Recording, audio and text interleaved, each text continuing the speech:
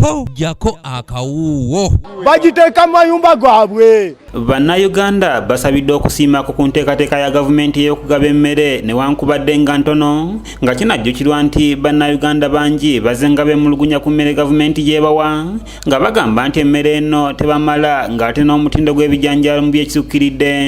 Bajja wano ne bayitamu simanyi bakyama sibanyi baani ne batuwandika agenda tuwa amataffe abazito oba abaana abato abayonka amata tetufunye n'akawunga tetunnafuna baba batuwaddeko akasawo kamu kati akasawo kamu kannatumala ne famire gwe jangu naawe gwe bakugyeko akawunga bakataddawo ne bakamuggyako ID oli yayeese endala ne bagaana ne bagamba wenda ate ffenna omusolo tugusasula tuyayaana.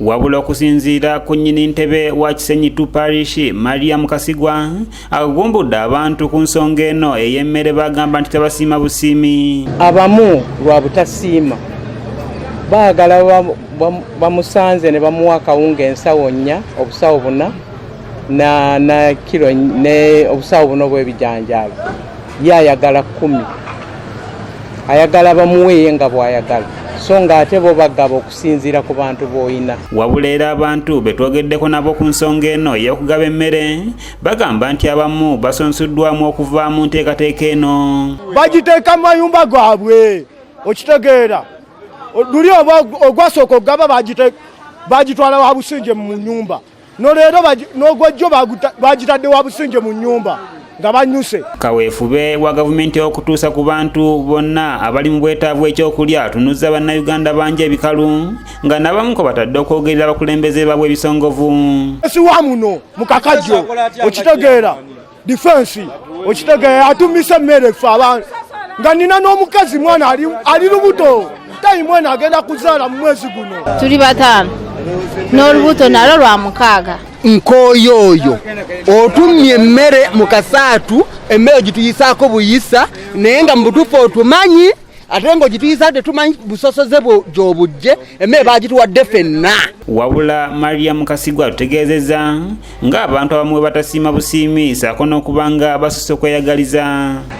Mutima ogwo butasiima nti ate ompadde kino waali badde ompa na kino so nga naye singa wadde tebabimuwadde naye tabiina naye nsaba abantu baffe basiime ekyo ekituweereddwa. Ate abatuuze abawangaalira mu Kakajjo zooni wano mu Kisenyi bagamba nti bassentebe baabwe babalondobyemu mu nteekateeka eno ey'okugaba emmere era mu busungu obw'ekitalo basabye Pulezidenti Museveni okulaba nga abadduukirira mu mbeera eno. Obuwunga babutuuzizza wano ne bagamba obuwunga buweddewo katugende tukole ki ne batampa kintu kyonna badde bakatuuka wali nga abazze tuwafe abasigadde wano eno Chairman najja n'agamba mujeno ne babukiriza ne babutwala tebana bakudda. Wabula okusinziira ku ssentebe wa zooni eno Kakande Godfrey agamba nti abatuuze basusse okweyagaliza saako n'obutamatira. Kubanga abantu baffe tebamatira gwowadde leero era enkya yajja yakole ki yayagala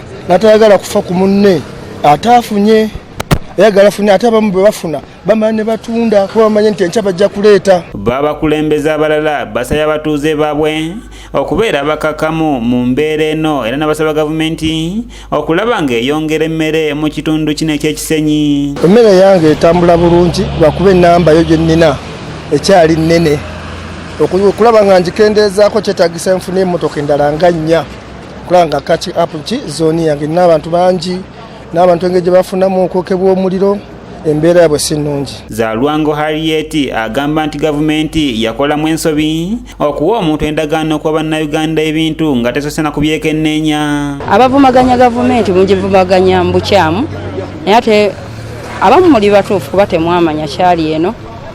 Ekintu ekyo kyajja okuba nti omululu gwali mungi ate mu bantu abasengayo kakati batuuza batya ebijanjaalo okutuuka ofulumya mu bantu ng'ate gavumenti yekolaganye n'aba abantu like example batugamba mponye. Kanyike Kevin yakusakidde eggulire erina okulwa ABS television. Tetulina mirimu Mowino ndiboota takyalina kikyakukola wuuyo wattooyi ono buloka